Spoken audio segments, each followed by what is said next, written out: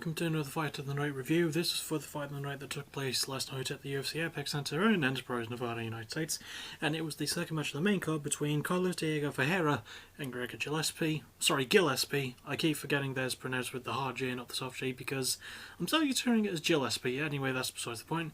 We're going to go through it bit by bit, and I'll try and break it down through the rounds that it lasted, because it ended in the second, so let's see what I can do. So, the first round starts, and for the most part of the first minute is fairly even. They're both looking to try and get angles. Gillespie is looking in particular for a good left hook. He steps in with a good body kick every now and then and a good leg kick, but Ferreira is the one who gets the first big hit as he does a really good counter right. And Gillespie starts to get a bit desperate quite early on and he goes for a takedown. This is sort of a main story thread, I guess you could call it, throughout round one. Gillespie keeps going for it and landing all of his takedowns. In fact, by the end of round one, he has gone for 5 and lands 3, which is a really good ratio, about 60%, you know.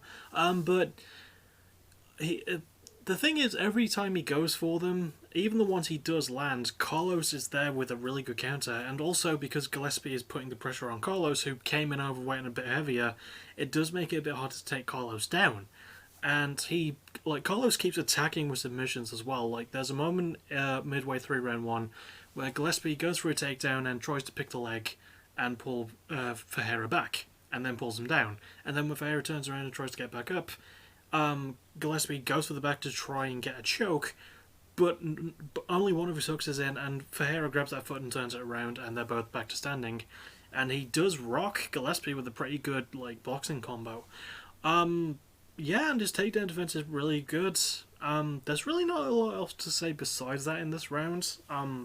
I'm sorry that a lot of these videos, by the way, are getting shorter in terms of their reviewing because, I don't know, I'm trying to think of more stuff to talk about, but I just can't. But, yeah, by the end of round one, it's difficult because Gillespie did land some really good takedowns, but there was just a lot of really great groundwork in round one in general. I think I'm going to give it to Ferreira, though, because he defended a lot, he attacked with more submissions, and his striking was a little bit better. Then again, he did also come in about 4.5 pounds overweight.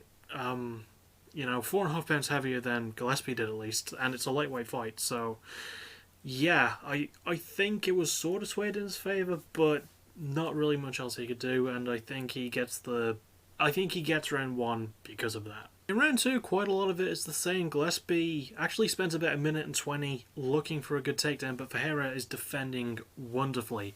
Eventually, Gillespie is able to sink it in, and he just uses his overall power, but Ferreira keeps doing really good reversals. There's a moment where he almost has an omoplata on Gillespie. I don't know if that's in round 2 or round 1, but he almost has an omoplata on him, and I think it's in round 2.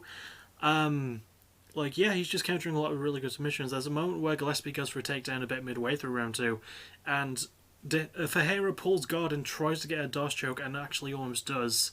By the end of round 1, Ferreira also almost gets a rear naked choke into Gillespie, and Gillespie is a bit wobbly when he walks back to his corner. I forgot to mention that for round 1, but back to round 2. So, yeah, Ferreira counters with amazing submissions, and there's just some amazing grappling in this one. Gillespie goes for a takedown in the middle of the octagon, and the two have a really great exchange, and it gets to a point where they're sort of knelt side by side, but their arms are interlinked because neither of them want to overhold.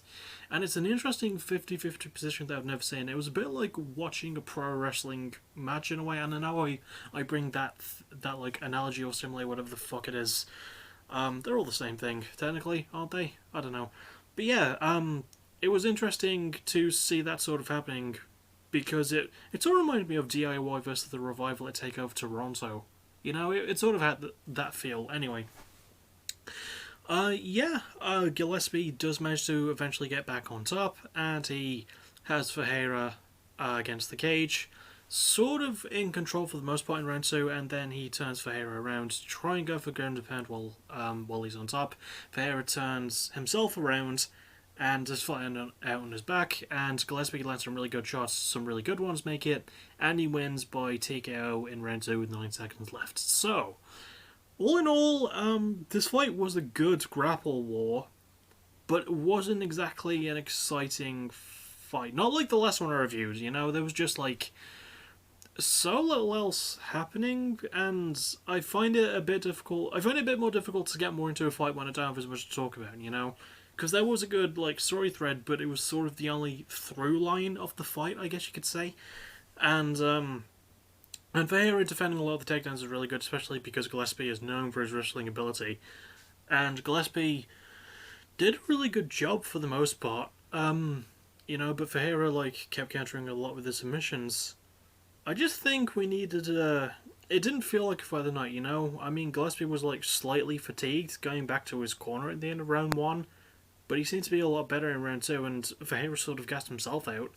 So, yeah, I mean, this fight is not going to be in my top 10 by the end of the year, but I did like it at least, and I thought it was really entertaining in terms of a grappling war. Like, if this were in a jiu-jitsu tournament, I would have been a bit more all over it, but I don't watch jiu-jitsu tournaments, so I don't know what the hell I'm talking about. But it was a fun fight, you know? Wasn't great. There's my cat, he just sneezed. Wasn't great, wasn't super exciting, but it was a lot of fun while it lasted, so I will give it praise for that. And that's about it. I don't really have a lot to say about this fight. I mean, go take it out for yourself if you're so interested. I probably wouldn't do it again anytime soon, but it had moments, and there was a lot of really good grappling. As for my channel, and I know that's the reason you look forward to the intros, is to hear what I have to do. Next video will probably be music of the week. Next thing I can promise is PBW vs AVW stream on Tuesday night, and some point after that, probably another music of the week, because I got two, because I'm sort of a bit backed up because I had to do the episode of Catch Up Cows not long ago. So yeah, I don't really have a lot else planned. Oh, and possibly the Spiritfarer video game review, if I can get that done. We'll see. But that's besides the point. I will see you all definitely on Tuesday night, and as always, thank you for watching. You're awesome. Bye bye.